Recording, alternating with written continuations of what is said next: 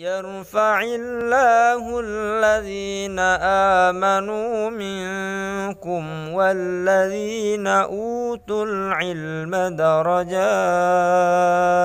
والله بما تعملون خبير. Metode Al-Bidayah, jembatan ngaji kitab kuning untuk para pemula. Bismillahirrahmanirrahim. Assalamualaikum warahmatullahi wabarakatuh.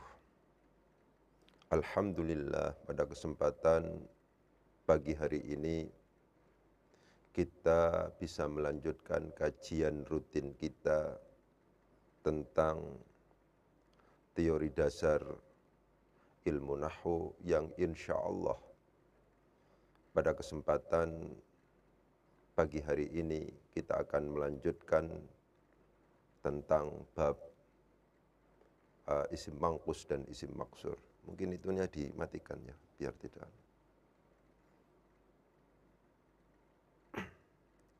Namun sebelum kita lebih jauh membahas tentang masalah ini, marilah kita membaca Al-Fatihah bersama-sama dengan sebuah harapan agar Allah memberikan kemudahan untuk kita semuanya. Al-Fatihah. A'udzubillahi minasyaitonir rajim. Bismillahirrahmanirrahim. Alhamdulillahirabbil alamin arrahmanir rahim. Maliki yaumiddin. Iyyaka na'budu wa iyyaka nasta'in. Ihdinas siratal mustaqim. Siratal ladzina an'amta 'alaihim ghairil maghdubi 'alaihim waladdallin. Rabbil alamin. Saya kepingin menegaskan bahwa masalah isim mangkus dan isim maksur itu adalah merupakan materi prasyarat. Materi prasyarat yang sangat kita butuhkan ketika kita berbicara tentang i'rab yang sifatnya takdiri. Dengan materi ini pada akhirnya kita bisa memiliki pandangan yang luas bahwa tidak semua yang namanya perubahan i'rab itu harus dibuktikan dengan tanda i'rab. Saya ulangi lagi. Tidak semua yang namanya perubahan i'rab dari rafa ke nasab, dari nasab ke jar dan seterusnya itu tidak harus semuanya ada bukti berupa tanda i'rabnya. Perubahan i'rab kadang-kadang memang ada tanda i'rabnya dan tanda i'rabnya bisa muncul. Tapi bisa juga ada tanda i'rabnya akan tetapi karena alasan-alasan tertentu tanda i'rabnya menjadi tidak bisa muncul. Tapi juga bisa yang namanya perubahan i'rab dari rafa ke nasab, dari nasab ke jar itu sama sekali tidak ada tanda i'rabnya. Dalam konteks inilah isim mangkus dan isim maksur itu harus kita fahami. Ketika kita sedang mengi'rab sebuah kalimat, sebuah kata misalnya, itu kita harus tahu yang sedang kita i'rab itu termasuk dalam kategori apa. Kalau seandainya misalnya yang sedang kita i'rab itu adalah termasuk dalam kategori isim mangkus, karena kita sudah sejak awal paham, ini isim mangkus ini. Isim maksur, kita paham sejak awal, oh ini isim maksur ini.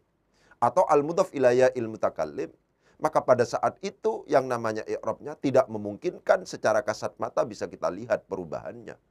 Ya, itu semacam itu. Ya, jadi penting untuk kemudian saya tegaskan, pembahasan tentang isim mangkus dan isim maksur itu merupakan materi prasyarat bagi kita untuk masuk pada i'rab takdiri. Saya ulangi lagi bahwa yang namanya perubahan i'rab itu tidak bisa kita tuntut selalu ada buktinya berupa tanda i'rab secara kasat mata dan bisa kita deteksi, itu tidak bisa seperti itu. Itu semacam itu, ya. Jadi kita akan membahas tentang apa itu yang dimaksud dengan isim mangkus, apa itu isim maksur. Ya, kita akan membahas tentang isim mangkus dan isim maksur. Isim maksur. Gitu. Gitu. Ini yang akan kita bahas dalam kesempatan ini. Ya, ini. Apa yang dimaksud dengan isim mangkus itu? Isim mangkus adalah isim yang diakhiri oleh ya lazimah. Isim mangkus itu ya lazimah. Ada yaun lazimatun. Dan harokat huruf sebelumnya adalah berharokat kasroh. Itu namanya isim mangkus. Contohnya adalah al-qadi. Ini namanya ya lazimah. Yaun lazimatun. Yaun lazimatun. Harokat huruf sebelumnya ini adalah kasroh. Gitu ya. Misalnya ada kata-kata adalah al-ma'ani. Ini adalah isim mangkus ini. Ini namanya yaun lazimatun. Kemudian di sini adalah kasroh. Begitu. Memang untuk menentukan apakah kemudian yang seperti ini, yang layyinah gini, dihukumi kasroh atau alif, itu tergantung harokat huruf sebelumnya. Kalau harokat sebelumnya itu adalah kasroh, maka ini dihukumi ya. Kalau seandainya harokat huruf sebelumnya itu adalah fathah, maka itu dihukumi alif. Sehingga kalau seandainya ini masuk, ini kan kalau isim maksur itu ada alifun lazimatun. Seperti lafadz Musa. Perhatikan di sini. Tulisannya sama ini. Tapi ini dihukumi alif. Mustafa misalnya. Ya, tulisannya sama. Tapi ini dihukumi alif. Bukannya, ini disebut sebagai alif lazimah sama. Ini alif lazimah sama. Kenapa kok kemudian ini dihukumi alif, sementara ini dihukumi ya, yang membedakan atau yang menentukan apakah kemudian tulisan seperti ini, yang kemudian disebut sebagai alif yang bengkok itu sedang alif atau dihukumi iya. Bagaimana caranya? Caranya adalah untuk menegaskan itu adalah kira-kira harokat huruf sebelumnya apakah berupa fathah atau kasroh. Kalau seandainya harokat sebelumnya itu adalah kasroh, maka itu disebut sebagai ya, ini ya namanya. Dari mana kita tahu bahwa ini ya? Ini harokat huruf sebelumnya adalah kasroh. Dari mana al-ma'ani itu adalah iya, iya ininya? Ini termasuk dalam kategori ya. Karena sama-sama tidak diharokati. Ya kan? Itu. Kita tahu bahwa ini adalah ya karena harokat huruf sebelumnya adalah kasroh. Sementara Musa kita pastikan ini adalah alif, ini alif. Lebih disebabkan karena harokat huruf sebelumnya adalah fathah. Mustafa ini adalah termasuk dalam kategori alif. Lebih disebabkan karena harokat huruf sebelumnya adalah fathah. Ini fathah, ini fathah. Ya, diperhatikan itu. Jadi isim mangkus adalah isim yang huruf akhirnya berupa ya lazimah. Isim maksur adalah isim yang huruf akhirnya berupa alif lazimah. Ya lazimah, alif lazimah. Dan tentu saja ketika ini ya lazimah, harokat huruf sebelumnya adalah berharokat kasroh.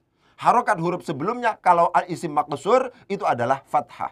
Dari mana kita tahu bahwa ini adalah ya, ini adalah alif? Dari harokat huruf sebelumnya. Kalau harokat huruf sebelumnya adalah kasroh, maka itu adalah ya, ini dihukumi ya, ya lazimah namanya. Kalau seandainya harokat huruf sebelumnya adalah fathah, maka ini dihukumi sebagai alif. Itu semacam itu. Karena ini dihukumi sebagai iya, maka disebut sebagai isim mangkus. Karena ini dia dihukumi sebagai alif, maka ini disebut sebagai isim maksur. Itu semacam itu. Ya, penting untuk kemudian ditegaskan. Lalu apa sih yang dimaksud dengan alif lazimah, ya lazimah itu? Coba diperhatikan. Yang dimaksud dengan ya lazimah, sama ini. Qoyidnya qoyid lazimah. Itu namanya ya yang tetap. Alif yang tetap. Ya yang tetap, alif yang tetap. Maksudnya apa? Ya tetap, alif tetap itu. Alif tetap, ya tetap itu maksudnya dalam kondisi apapun dia tidak akan berubah. Pada waktu rofaknya dia tetap alif, tetap ya. Pada waktu nasabnya tetap tertulis ya. Pada waktu jernya tetap tertulis ya. Alif lazimah itu apa? Dalam konteks isim maksur, alif lazimah itu adalah alif yang tetap. Maksudnya apa? Dia tidak akan berubah pada waktu rofaknya, pada waktu nasabnya, pada waktu jernya. Tidak akan mengalami perubahan. Coba bandingkan dengan alif yang ada pada al-asma'ul khamsah misalnya. Ya, misalnya. Ra'aitu, sorot ke sini ya. Misalnya, abaka. Abaka, ini alif. Dalam konteks isim maksur misalnya. Ya kan? Tapi kalau marortu bi abika. Ini tidak lazimah ini. Ya kan? Alif yang ada pada al-asmaul khamsah pada waktu nasabnya itu berubah pada waktu jernya. Pada waktu jernya dengan ya, pada waktu nasabnya dengan menggunakan alif. Alif yang ada di sini tidak disebut sebagai alif lazimah. Kenapa kok kemudian disebut sebagai tidak disebut sebagai alif lazimah? Karena pada waktu jernya itu berubah menjadi ya. Pun juga demikian, iya yang ada di sini tidak disebut sebagai iya lazimah. Kenapa? Karena pada waktu nasabnya berubah menjadi alif. Saya ulangi lagi. Perhatikan. Kata-kata yaun lazimatun, alifun lazimatun dalam konteks isim mangkus dan isim maksur. Isim mangkus adalah isim yang diakhiri oleh ya lazimah. Dan harokat huruf sebelum akhirnya itu adalah berharokat kasroh. Contohnya al-qadhi, contohnya al-ma'ani. Ini namanya isim mangkus. Ini namanya isim mangkus. Ini namanya juga isim mangkus. Begitu. Begitu. Kalau isim maksur seperti apa? Isim maksur itu adalah isim yang diakhiri oleh alif lazimah. Dan harokat huruf sebelumnya itu adalah fathah. Untuk menentukan apakah ini sedang alif atau sedang iya. Sedang iya sehingga disebut sebagai isim mangkus, sedang alif sehingga disebut sebagai isim maksur misalnya. Kapan itu terjadi? Itu kita yang menjadikan sebagai standar adalah harokat huruf sebelum akhir. Kalau harokat huruf sebelum akhir itu adalah fathah, maka disebut sebagai alif. Kalau harokat huruf sebelum akhir itu adalah kasroh, maka itu disebut sebagai iya. Lalu pertanyaan selanjutnya lagi-lagi, apa sih yang dimaksud dengan yaun lazimatun itu? Apa sih yang disebut sebagai alifun lazimatun? Alif lazimah itu alif yang tetap. Ya lazimah itu adalah ya yang tetap. Maksudnya apa ya tetap alif tetap itu? Ya tetap alif tetap itu maksudnya pada waktu rafa'nya dia tidak akan berubah. Dengan pada waktu nasab, jer, itu semuanya tetap dia menjadi alif. Saya contohkan. Misalnya, ya. Kalau seandainya pakai ini, ja'a Musa, ini tetap alif. Ra'aitu Musa, ini tetap alif, tidak berubah. Marortu disorot ke sini ya. Marortu bi Musa, ini tetap alif. Itu semacam itu. Ja'a Musa, ra'aitu Musa, marortu bi Musa, ini tetap alif. Pada waktu rafa dia tetap alif, pada waktu nasab dia tetap alif, pada waktu jer dia juga tetap alif. Inilah yang kemudian kita sebut sebagai alif lazimah. Begitu. Pun juga demikian dalam konteks al-qadhi. Ja'a al-qadhi. Ini adalah iya pada waktu rafa. Ya kan? Ra'aitu al-qadhiya. Ini tetap iya meskipun di sini zahir, tapi tetap iya di sini nasab. Marortu disorot ya. Marortu bil qadhi. Ini juga iya tetap pada waktu jernya. Begitu, diperhatikan. Ya. Berbeda dengan lafadz abaka, berbeda dengan lafadz abika. Abika yang pada waktu jer itu adalah pakai iya di sini, tapi pada waktu nasabnya berubah menjadi alif. Berarti apa? Di sini tidak lazimah. Untuk kemudian bisa disebut sebagai lazimah, yang tetap artinya, lazimah itu artinya tetap. Untuk disebut sebagai lazimah itu pada waktu rofanya, pada waktu nasabnya, pada waktu jernya, itu tidak boleh mengalami perubahan. Ini tidak bisa disebut sebagai lazimah. Kenapa? Karena pada waktu nasabnya dengan alif, ini agak sama dengan misalnya seperti yang Musa itu, isim maqsur. Tapi pada waktu jernya, dia dengan menggunakan iya. Berarti ada perubahan. Untuk kemudian disebut sebagai lazimah itu pada waktu rafa, nasab, dan jernya tetap tidak boleh berubah. Kalau ya harus tetap ya. Pun juga demikian pada waktu rafa, nasab, dan jernya tetap tidak boleh berubah. Kalau alif adalah menjadi alif. Itu semacam itu. Ya. Jadi penting untuk kemudian saya tegaskan apa yang dimaksud dengan isim mangkus. Isim mangkus adalah isim yang diakhiri oleh ya lazimah. Isim mangkus adalah isim yang diakhiri oleh ya lazimah. Ya lazimah. Kapan kita tahu bahwa itu adalah ya? Kapan kita tahu dengan itu adalah alif? Yang kita tahu apa namanya? Itu tergantung pada harokat huruf akhirnya. Kalau harokat huruf akhirnya itu adalah kasroh, maka iya sehingga itu disebut sebagai isim mangkus. Kalau seandainya harokat huruf sebelum akhirnya itu adalah fathah, maka itu disebut sebagai alif sehingga konsekuensinya dia atau isim itu disebut sebagai isim maqsur. Ya.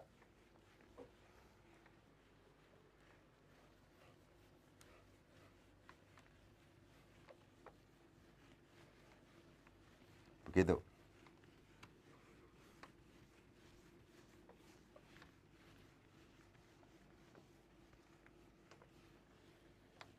Saya contohkan. Ini. Al-Muzakki. Isim apa ini? Isim mangkus. Al-Muzakki. Isim mangkus ini. Kenapa kok isim mangkus? Ini adalah ya lazimah. Ya lazimah. Kok tahu bahwa ini adalah ya lazimah? Karena ini kasroh. Ya.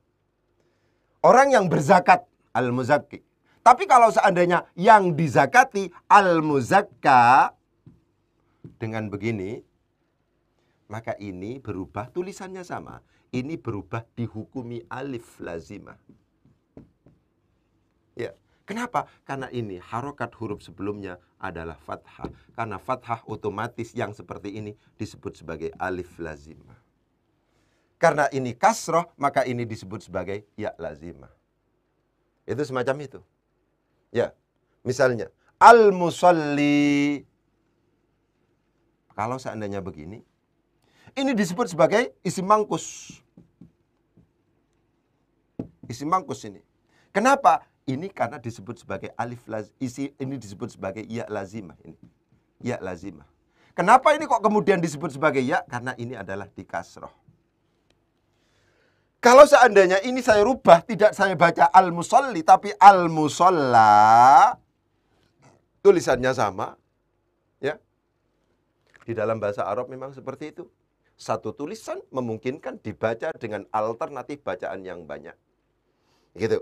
Kalau seandainya ini adalah al-musalla, bisa diterjemahkan dengan tempat sholat, ya. Al-musalla alaihi, yang disolati, misalnya mayit, misalnya, itu memungkinkan. Ini maka disebut sebagai isim maqsur. Kenapa kok al-musalla ini disebut sebagai isim maqsur? Karena ini adalah disebut sebagai alif lazimah. Kok tahu ini alif? Iya, karena ini fathah.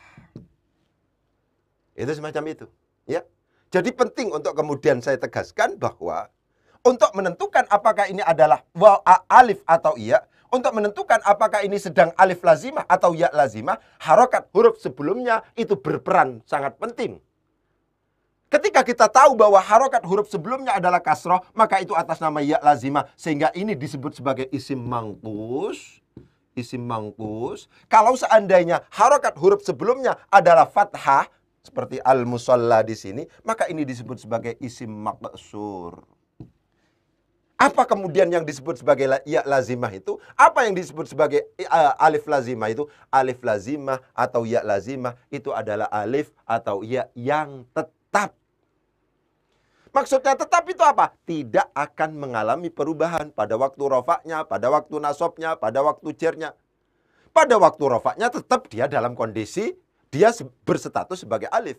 Pada waktu nasobnya pun juga demikian, berstatus sebagai alif. Pada waktu jernya dia berstatus sebagai alif. Bandingkan dengan misalnya kalau seandainya kita contohkan dengan al-asma'ul khamsah misalnya.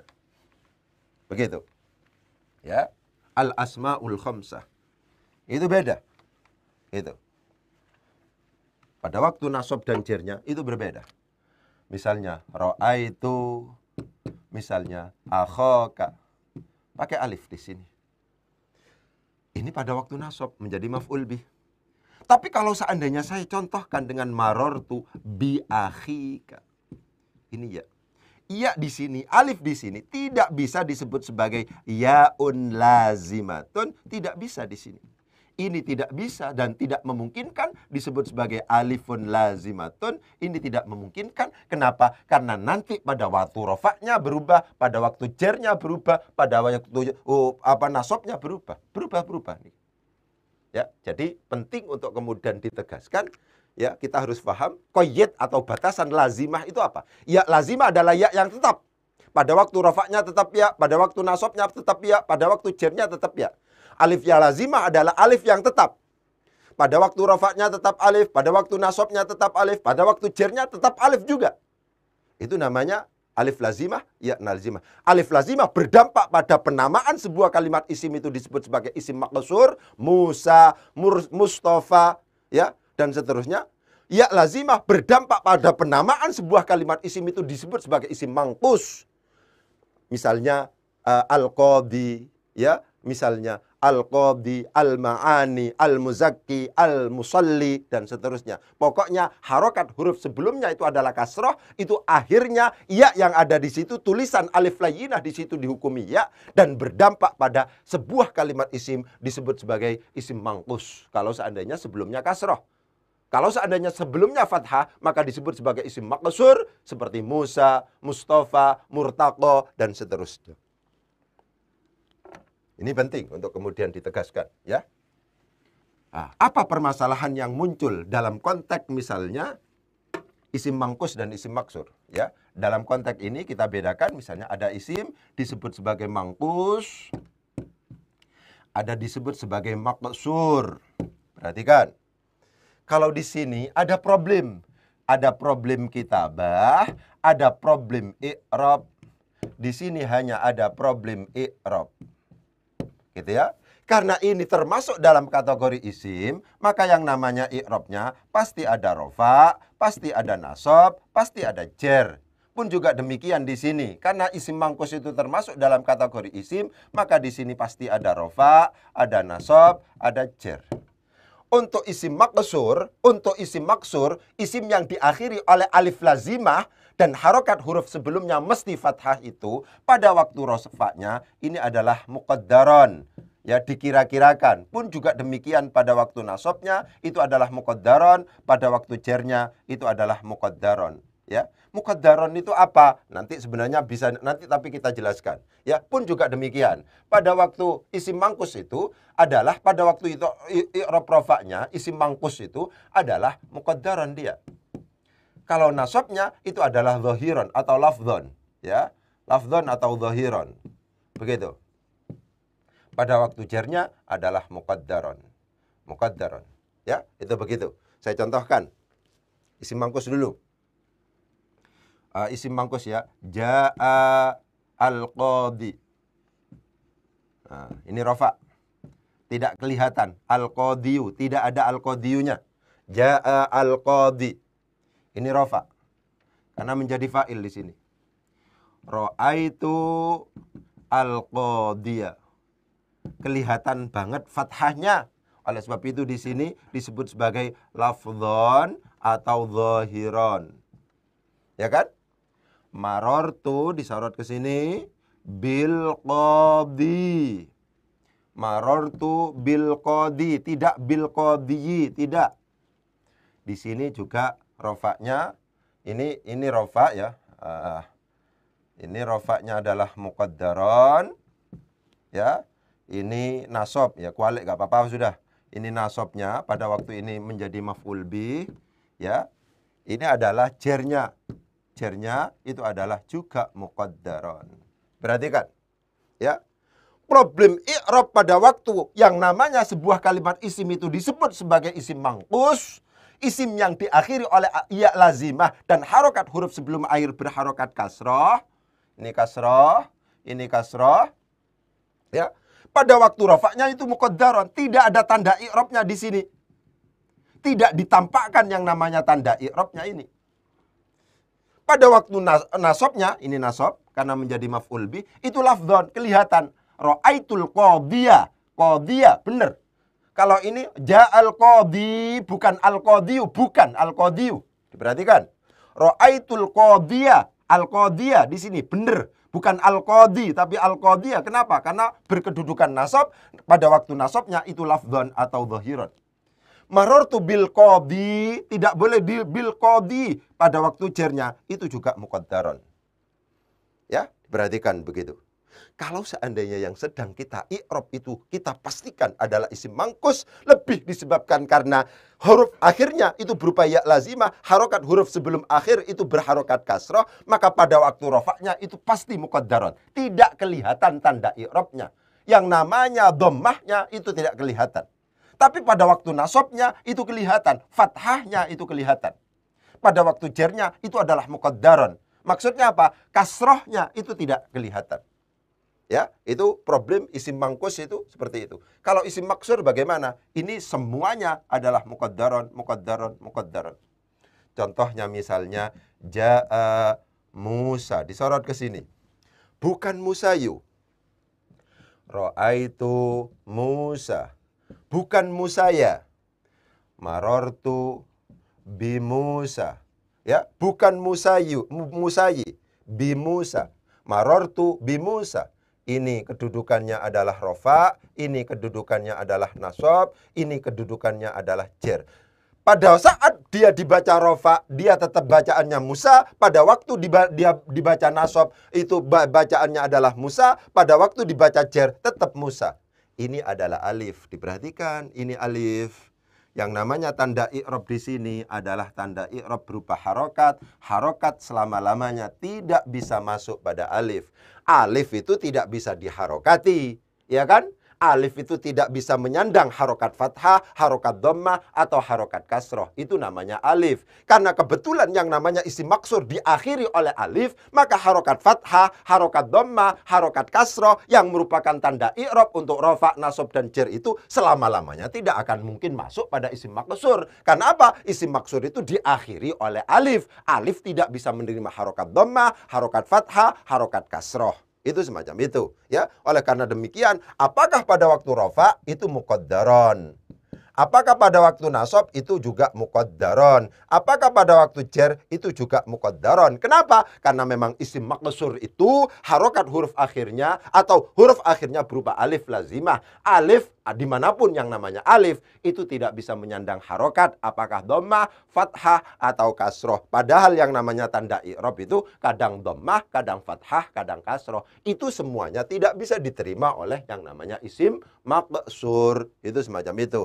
Jadi ada isim maqsur, ada isim mangkus. Dari sisi i'rab problemnya seperti itu. Isim mangkus pada waktu rofaknya itu adalah muqaddaran, sehingga tidak kelihatan. Ja'a al-qadhiyu, salah tulis bacaannya kalau dibaca al-qadhiyu. Tidak boleh ditampakkan dhammahnya. Ja'a al-qadhi, muqaddaran. Ra'aitu al-qadhiya, kelihatan. Harus ditampakkan di sini. Zahiran, lafdhan, nasabnya. Jadi maf'ul bih di sini. Marartu bil qadhi, tidak boleh al-qadhi di sini. Kenapa? Karena memang di sini harus muqaddaron. Pada waktu rafa dan jernya itu muqaddaron, sedangkan pada waktu nasabnya itu adalah zahiran. Ini isim mangkus. Isim mangkus itu isim yang diakhiri oleh ya lazimah. Ya lazimah. Lagi-lagi harus saya tegaskan. Kapan ini Ustadz sedang disebut sebagai ya, kapan disebut sebagai alif, disebut sebagai ya apabila dia harokat huruf sebelumnya itu adalah kasroh. Disebut sebagai alif lazimah kalau seandainya harokat huruf sebelumnya adalah fathah. Musa adalah alif, ya kan? Murtaqo adalah alif, ya. Hudan misalnya, itu adalah alif dan seterusnya. Ya, karena apa? Karena di situ harokat huruf sebelumnya adalah fathah. Itu semacam itu. Ya, jadi seperti itu. Isim ada dua macam, ada isim mangkus, ada isim maksur. Kalau isim mangkus problemnya bisa dua, dari sisi i'rab dan dari sisi penulisan. Kalau dari isim maksur itu cuma satu, problemnya i'rab saja. Pada waktu rafa, nasab, dan jernya semuanya adalah muqaddaran. Ini adalah contohnya. Sekarang saya akan membahas tentang problem penulisan dalam isim mangkus.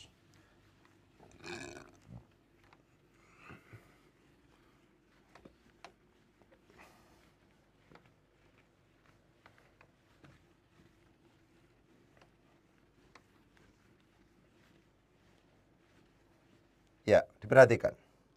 Penulisan dalam isim mangkus, isim yang diakhiri oleh ya lazimah.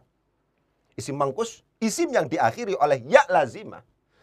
Problemnya itu apakah? Apakah ya lazimah, ini problem penulisannya. Apakah ya lazimah, ini ya lazimah yang ada di akhir dari isim mangkus itu, yang ada di akhir isim mangkus itu, apakah harus dibuang atau tidak?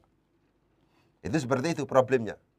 Ya, saya ulangi lagi. Problem penulisan dalam isim mangkus, apakah ya lazimah yang ada di akhir dari sebuah isim mangkus itu, apakah dimahdzuf atau tidak? Ya, atau ghairu mahdzuf misalnya. Begitu. Itu seperti itu. Kapan harus dibuang? Kalau seandainya dia ditulis tanpa al, min al. Jadi kalau seandainya tadi saya contohkan, ini qadin. Di sini dibuang.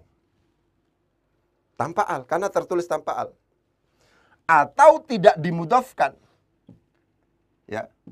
Tidak dimudhafkan, ini min semuanya.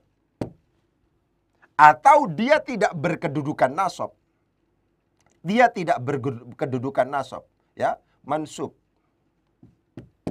Kalau seandainya yang namanya isim mangkus itu sedang ada alnya, sedang dimudhafkan, misalnya, atau berkedudukan nasab, maka huruf akhirnya ini, ya lazimahnya ini ditulis. Sehingga akan berbunyi begini. Al-qadi. Ini ada. Kenapa kok ini ditulis? Karena ada al. Atau qadil qudati. Ini ditulis. Meskipun di sini tanpa al. Kenapa kok kemudian ini ditulis? Karena ini menjadi mudhaf. Disorot ke sini. Ini mudhafun ilaihi. Ya kan? Atau dia tidak sedang diberi al, juga tidak dimudhafkan, tapi tetap ditulis apabila kedudukannya nasab. Misalnya di sini ada kata-kata qadiyan. Ya, qadiyan. Qadiyan di sini ditulis. Bisa dilihat ya, ini dipastikan kelihatan. Qadiyan ditulis. Ini kan tidak ada alnya, tidak dimudhafkan. Meskipun qadiyan di sini tertulis tanpa al, tertulis tidak dimudhafkan, akan tetapi karena kedudukannya nasab, maka di sini adalah tetap ditulis. Ya, jadi saya ulangi lagi, problem penulisan dalam isim mangkus itu, isim yang diakhiri oleh ya lazimah itu adalah apakah ya lazimahnya itu ditulis atau dibuang. Kapan dibuang? Apabila tertulis tanpa al, apabila tidak dimudhafkan, apabila tidak berkedudukan nasab. Ya, itu semacam itu. Jadi tidak diberi al, tidak dimudhafkan, tidak berkedudukan nasab, maka yang namanya ya lazimahnya itu harus dibuang. Itu harus dibuang di situ. Tapi kalau seandainya dia tertulis dengan al-qadi, maka dia harus ditulis. Gitu ya. Kalau seandainya tidak ada alnya, tapi dia dimudhafkan, maka juga harus ditulis. Ya. Kalau seandainya tidak ada alnya, tidak dimudhafkan, apakah kemungkinan masih bisa ditulis? Bisa. Kalau seandainya kedudukannya dia adalah nasab. Diperhatikan. Pada saat yang namanya isim mangkus itu huruf akhirnya harus ditulis, harus dibuang, maka ini harus ditanwin, disorot ke sini. Qadin. Inilah yang kemudian terkenal dengan sebutan tanwin iwad. Masuk ke tanwin iwad panjenengan. Ya, perhatikan. Kalau seandainya isim mangkus itu tertulis tanpa al, tidak dimudhafkan, tidak berkedudukan nasab, seperti lafadz qadin, ini tidak ada alnya, tidak dimudhafkan juga, tidak berkedudukan nasab, maka di sini harus ditanwin. Tanwin ini namanya tanwin iwad. Iwadun, ya, ini namanya iwadun, merupakan pengganti anil harfi, dari huruf al-mahdhufi yang dibuang. Saya ulangi lagi. Kalau seandainya yang namanya isim mangkus itu tertulis tanpa al, tidak dimudhafkan, dan juga tidak berkedudukan nasab, maka yang namanya isim mangkus itu, ya dotnya, ain fiilnya, itu harus ditanwin. Tanwin inilah yang kemudian disebut sebagai tanwin iwad. Tanwin pengganti. Pengganti dari apa? Pengganti dari huruf yang dibuang. Kenapa hurufnya kok dibuang? Karena tertulis tanpa al, tertulis tidak dimudhafkan, ya, tertulis tidak berkedudukan nasab. Ini namanya ada tanwin iwad. Iwadun merupakan pengganti dari huruf yang dibuang. Jadi penting untuk kemudian saya tegaskan, dari sisi penulisan kitabah, yang namanya ya lazimah yang ada pada isim mangkus, yang namanya ya lazimah yang ada pada isim mangkus, itu memungkinkan untuk dibuang, memungkinkan untuk tetap ditulis. Gitu ya. Kapan dibuang? Apabila tertulis tanpa al, tidak dimudhafkan, dan tidak berkedudukan nasab. Kapan kemudian dia itu harus ditulis? Iya-nya ini ditulis, ini. Ya lazimahnya ditulis. Kalau seandainya dia tertulis dengan menggunakan al-qadi. Atau ditulis dengan dia dimudhafkan. Qadil qudat, ini tetap ada. Atau tidak diberi al, tidak dimudhafkan, akan tetapi dia berkedudukan nasab. Qadiyan. Qadiyan. Maka dia tetap ditulis.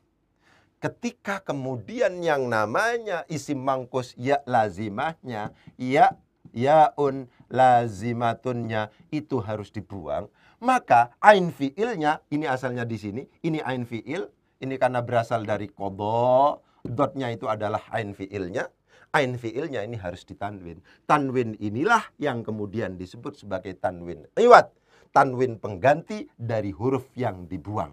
Kenapa kok dibuang? Karena isim mangkus itu tertulis tanpa al, tidak dimudhofkan, dan juga tidak berkedudukan nasab. Oleh sebab itu, tulisannya ini akan begini. Atsani. Ya kan? Kalau seandainya kemudian di sini tanpa al, akhirnya menjadi tsanin. Ini tanwin iwad namanya, tanwin pengganti. Al-ma'ani. Kalau ada alnya, ini muncul. Ya kan? Kalau seandainya dia tertulis tanpa al, tidak dimudhofkan, tidak berkedudukan nasab, akan menjadi ma'anin. Ini namanya tanwin iwad. Tanwin iwad, tanwin pengganti. Ini namanya tanwin iwad, tanwin pengganti.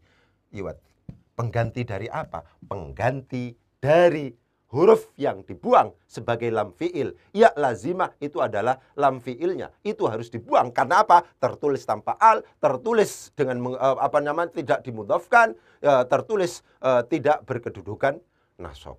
Itu semacam itu. Ya. Nanti mungkin akan saya lanjutkan sedikit agar pengetahuan kita banyak tentang tanwin. Kemungkinan akan kita lanjutkan lagi tentang masalah tanwin iwad ini. Ya, itu semacam itu. Mungkin itu yang bisa saya sampaikan. Kurang lebihnya mohon maaf. Wabillahi taufiq wal hidayah. Wassalamualaikum warahmatullahi wabarakatuh.